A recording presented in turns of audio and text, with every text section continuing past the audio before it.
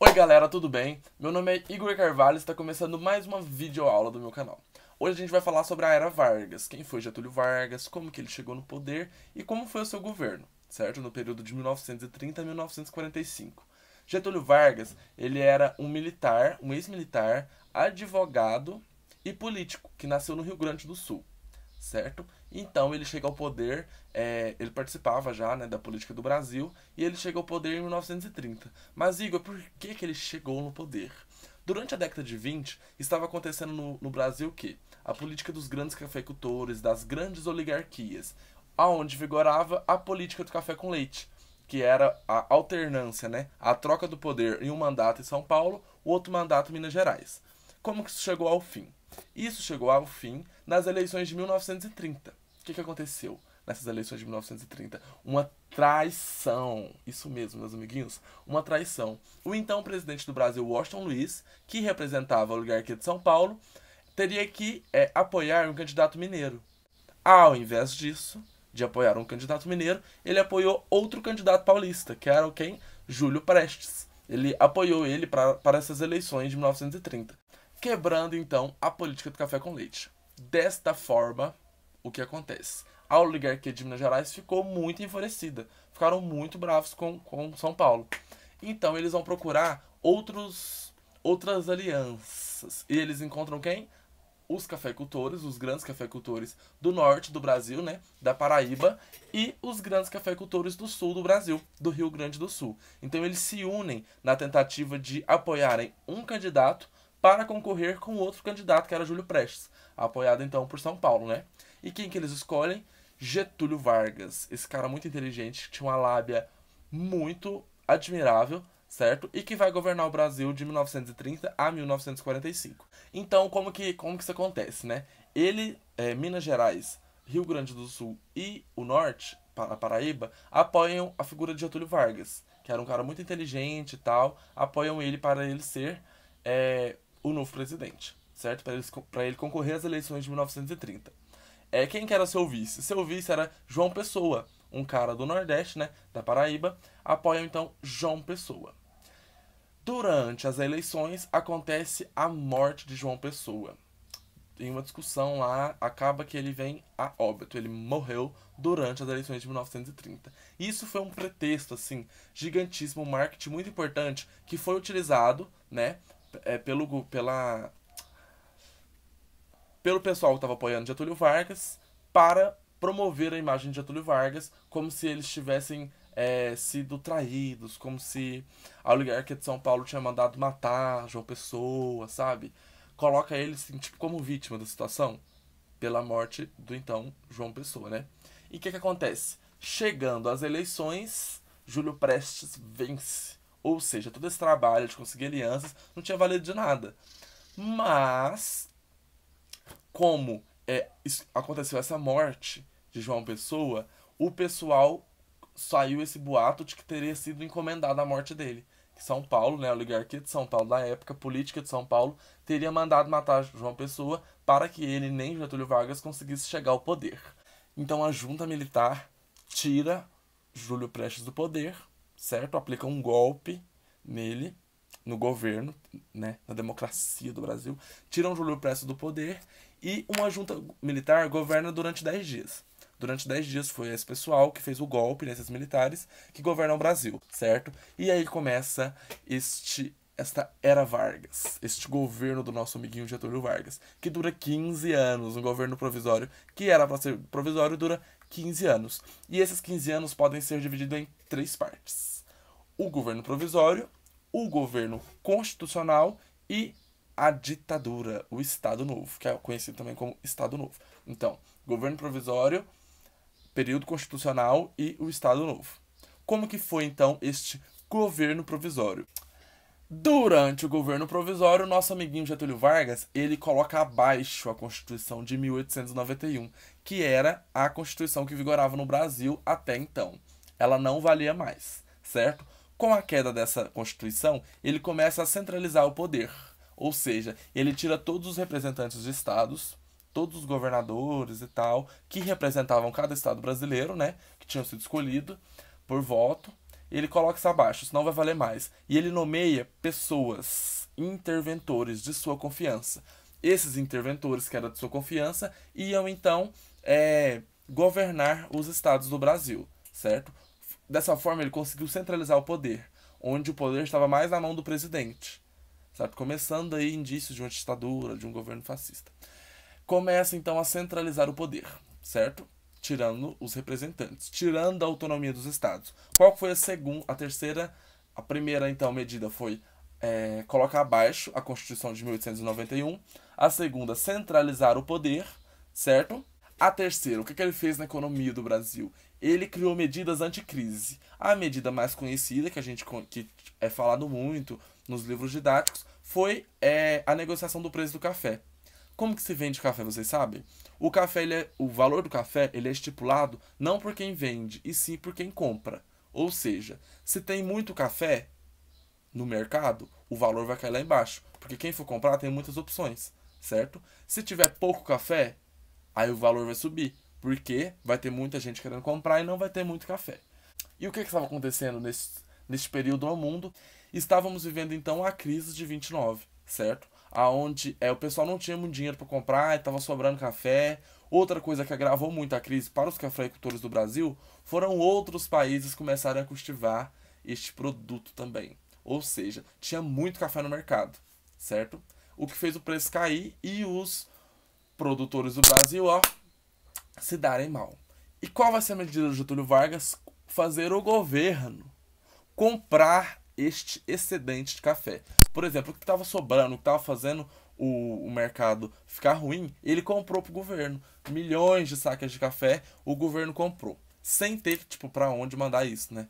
Mas isso ajudou, porque de certa forma, esse pessoal que estava tava se dando mal, né, com a economia, os cafeicultores, que era um produto muito importante para a economia da época, isso ajudou eles.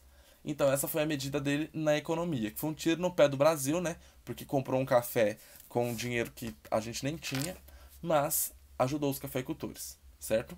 Outra medida que ajudou os trabalhadores foi a criação do Ministério do Trabalho, que até então não existia. Leis trabalhistas e tal, isso não existia.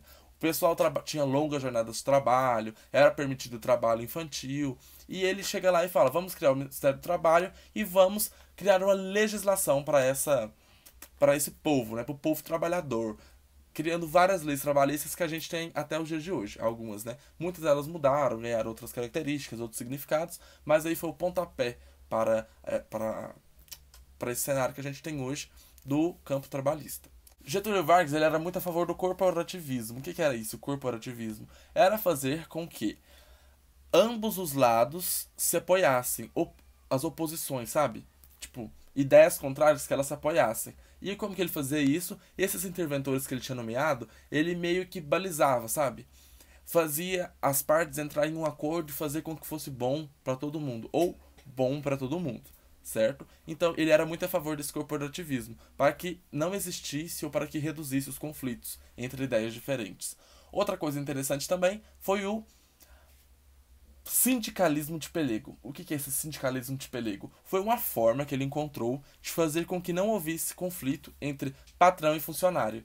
Fazendo o quê? Leis para esses funcionários, para a classe trabalhadora e, de certa forma, para que também contribuísse para o patrão. Fazendo o quê? O que é o pelego? É aquela manta bonitinha que vai entre a sela e o cavalo, para não machucar o cavalo e para amortecer um pouco para o cara que está andando de cavalo. Ou seja, esse sindicalismo de pelego era uma forma de diminuir o atrito entre patrão e funcionário, certo? Esse foi o sindicalismo de pelego que ele criou. Outra coisa que ele fez também foi ampliar a burocracia e a negociação política. Como eu já falei antes, ele era um cara que tinha uma certa lábia, né? Eu acho que isso é um pouco comum entre o pessoal que faz direito, porque eu tenho muitos amigos que são advogados e que estudam direito, e eles sabem trabalhar com as palavras. Getúlio Vargas não saía dessa regra e sabia muito bem trabalhar com as palavras, com discursos que encantavam as pessoas, que brilhavam os olhos, e dessa forma ele conseguia balizar, achar um meio termo entre a política de esquerda e a política de direita, certo? Para uma coisa que ficasse bom para todo mundo, entendeu? Então esse foi o governo provisório. Depois do governo provisório, temos quem? O governo constitucional. E por que que chega nesse governo constitucional? Getúlio Vargas chega ao poder para governar um governo provisório, aonde depois de 2 anos teria novas eleições e democraticamente um novo representante seria escolhido. Mas isso não estava acontecendo, o governo dele estava se estendendo. Então, em 1932, o pessoal, as oligarquias, os cafeicultores, né, que não estavam muito felizes com as medidas dele, fazem o quê? Pressionam ele. As oligarquias de São Paulo pressionam ele para que ocorram novas eleições e para que seja criada uma Constituição. Então, 2 partidos tomam frente dessa revolução, vamos para a rua lutar por uma Constituição, e fazem com que Getúlio Vargas convoque uma assembleia para criar-se uma Constituição, porque ele tinha colocado abaixo a Constituição de 1891, né? Estava sem Constituição. Esse pessoal, né, chega então para Getúlio Vargas e fala: vamos criar uma Constituição porque está errado. Poxa, isso aqui tá virando uma ditadura, né? Isso já deixou de ser um governo provisório. Vamos criar uma Constituição. Então ele vai e convoca uma assembleia. Aonde? Nessa assembleia a gente teve a presença da... Deixa eu procurar o nome dela aqui. Carlota Queiroz, que participou da elaboração dessa Constituição. Foi uma das primeiras mulheres que tiveram à frente das eleições, a representar, certo? Um período que as mulheres começam a ganhar, tipo, destaque, né? Começam a conquistar o mercado de trabalho, assim, e tal. O que estava acontecendo paralelamente a isso? O mundo estava num período entre guerras. Tinha acabado de acontecer a Primeira Guerra Mundial, a crise de 29, e mais tarde vai eclodir o quê? A Segunda Guerra Mundial. O mundo estava, tipo, vivendo um momento um pouco de tensão, sabe? Onde as grandes nações, as grandes potências estavam se reorganizando, superando uma crise e nem sabiam que estavam se preparando para uma Segunda Guerra Mundial. Outra coisa interessante, muito interessante também, é que no Brasil, no Nordeste, estava acontecendo o quê? O movimento do banditismo, que era liderado por quem? Lampião. Isso mesmo, cangaço, estava a todo vapor no norte do Brasil, ganhando, sabe, um destaque. Por uns era considerado como herói, por outros era considerado como bandido. E nessa época de 1930, as mulheres estavam adentrando também no cangaço. Algumas de forma violenta, outras por livre e espontânea vontade. E isso estava acontecendo, tipo, ao mesmo tempo, sabe? Tava uma loucura no mundo. E nessa assembleia tínhamos a figura da Carlota aí, como uma mulher à frente de seu tempo, revolucionária, participando da Constituição de 1932. Então, essa assembleia de 1932 cria uma Constituição. Essa Constituição ela tinha uma característica mais liberal, o que tornou o Brasil uma república presidencialista federalista. O que isso quer dizer, federalista? Dava muita autonomia para os estados, certo? Os estados poderiam criar suas leis, eles tinham autonomia. O que ia contra a opinião de Getúlio Vargas, porque ele não queria que os estados tivessem autonomia. Ele achava que para o Brasil progredir, teria que o poder estar centralizado na mão do presidente, que ia poder balizar essas coisas e tal, certo? Então isso estava acontecendo.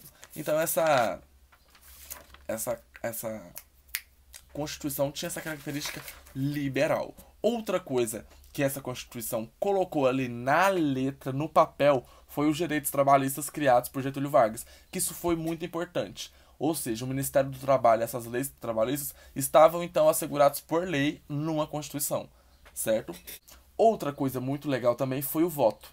O voto deixa de ser um voto aberto, né? Porque no voto aberto, que vigorava na política do café com leite, nos anos 20, quando o voto era aberto, ele era fácil de ser manipulado, as pessoas eram ameaçadas para votar em um certo candidato.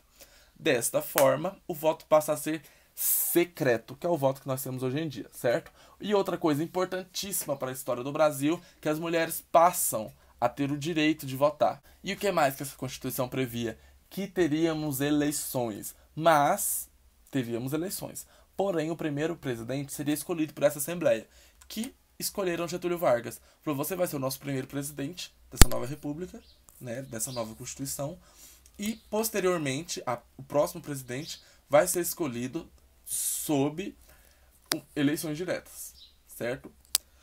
Então, nosso amiguinho Getúlio Vargas começa aí o seu governo sob essa Constituição, tipo, a Carta Magna, sabe? Tudo que acontecer teria que estar dentro dessa Constituição.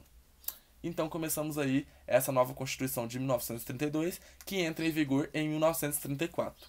Neste cenário de um novo governo, com Getúlio Vargas à frente, né, o governo constitucional, o que estava acontecendo no mundo? Como eu já falei, estávamos num período entre guerras, com tensão, com uma possível Segunda Guerra Mundial quase eclodindo e tal, e tinha o que? Ideologias diferentes no mundo, sabe?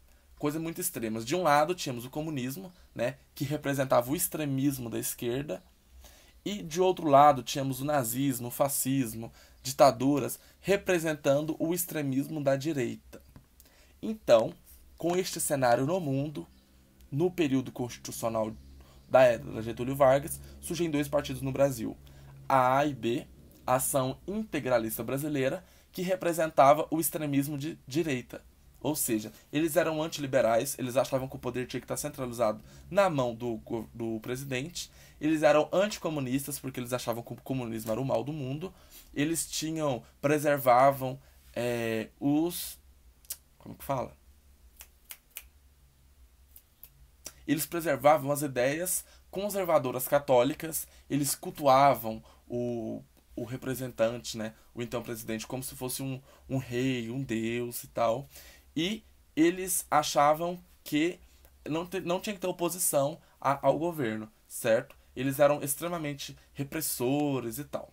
Do outro lado, contrário a A e B, tínhamos a ANL, Ação Nacional Libertadora, que representava o que? A liberdade. Eles defendiam que o governo tinha que ser mais liberal, que os estados tinham que ter sua autonomia, que a população tinha que ter, sim, liberdade de expressão para se posicionar contra o que achavam errado do governo. Que mais?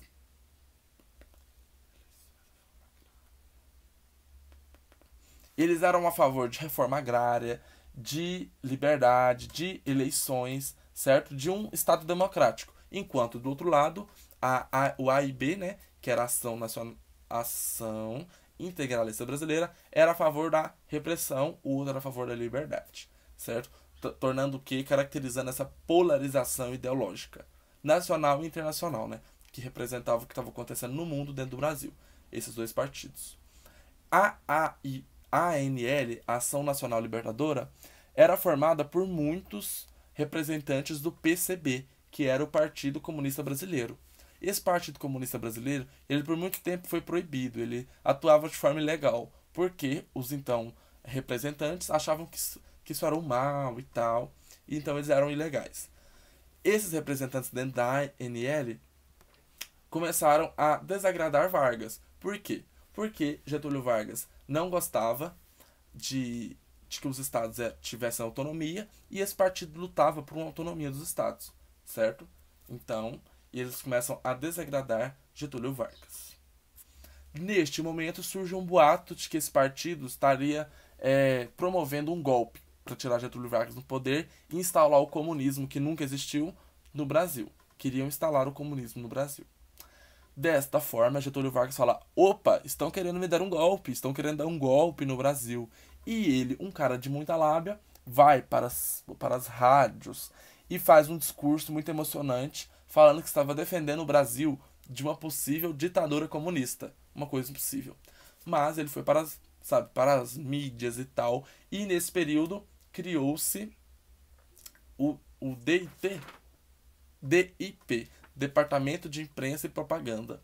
Esse Departamento de Imprensa e Propaganda é responsável por exaltar a figura de Getúlio Vargas, sabe? Para convencer o pessoal de que o pessoal estava tramando realmente um golpe contra ele e que o que ele estava prestes a fazer era melhor para o Brasil. Desta forma, ele aplica um golpe nessa Constituição que passou a vigorar em 1934 e instala o que? O Estado Novo, uma ditadura no Brasil. E o que foi esse Estado Novo? Ele fechou todos os partidos, certo? Não poderia ter, então, uma oposição. Ele fecha o direito acaba com o direito de haverem outros partidos, de haver uma oposição. Ele também retira alguns direitos civis e cria uma nova Constituição, a Constituição de 1937. Ou seja, ele já acabou com a Constituição de 1891, acabou agora com a Constituição de 1932, né?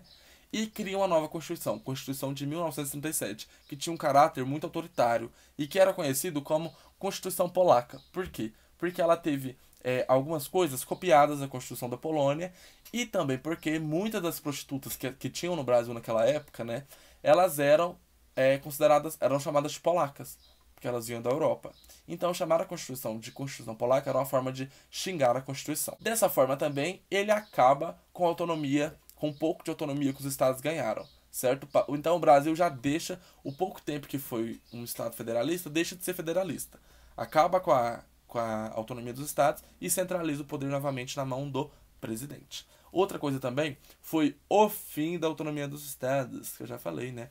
Então ele nomeia interventores novamente para representarem esses estados e uma forma de centralizar o poder. Ele valoriza também o trabalhador, né? E assim vigora o Estado Novo. Qual foi a queda do Estado Novo, gente? A queda do Estado Novo se dá com a eclosão da Segunda Guerra Mundial. A Segunda Guerra Mundial foi o quê? Uma oposição de ideologias. De um lado, a democracia e de outro lado, a repressão, certo? Então a gente tem um vídeo sabe aqueles destaques do Instagram? Lá no meu Instagram tem um vídeo explicando tudo sobre a Segunda Guerra Mundial, certo? Então se você tiver dúvidas, pode ir lá ver. Talvez um dia eu faça um vídeo falando sobre a Segunda Guerra Mundial aqui. Mas lá já tá tudo explicadinho. Vou deixar aqui meu arrobinha. Então clica lá e vai lá ver, tá bom? Diz aí, Igor, tem lá nos destaques. Na Segunda Guerra Mundial, tínhamos o quê? Dois grupos. Um que defendia a liberdade e outro que defendia a repressão. Dessa forma, no Brasil, tínhamos uma ditadura. Mas Getúlio Vargas não se posiciona em relação à Segunda Guerra Mundial, até ele ver de que forma que ele iria ganhar com isso. Desta forma, os Estados Unidos, com medo de que o comunismo tenha representantes na América, ele espalha, então, começa uma política da boa vizinhança. Essa política da boa vizinhança foi uma forma de exaltar o povo brasileiro, levando, então, figuras como Carmen Miranda, sabe? Exaltando a figura dela, levando ela para Hollywood, criando, então, o Carioca, que é esse personagem que representa muito do que o Brasil é, né? Que é símbolo desse período. E emprestando dinheiro também, emprestaram dinheiro para o Brasil a baixos juros, tipo, para a época, sabe? Fazendo com que Getúlio Vargas apoiasse os Estados Unidos. Então vamos entender. Getúlio Vargas era o líder de uma ditadura no Brasil e estava apoiando o lado da guerra que lutava pela liberdade. Ou seja, isso é contraditório, meus amigos, isso é contraditório. Ele tinha uma opinião, mas tipo, na prática ele fazia outra. O que fez com que gerassem divergências, com que ele perdesse o apoio internamente no Brasil. Então, isso foi levando, né? Nesse período, então, surge a FAB e a FEB. A FAB e a FEB. A FAB era a Força Aérea Brasileira e a FEB era a Força Expedicionária Brasileira. Esses dois órgãos foram responsáveis pela atuação do Brasil na Segunda Guerra Mundial, aonde o Brasil enviou tropas para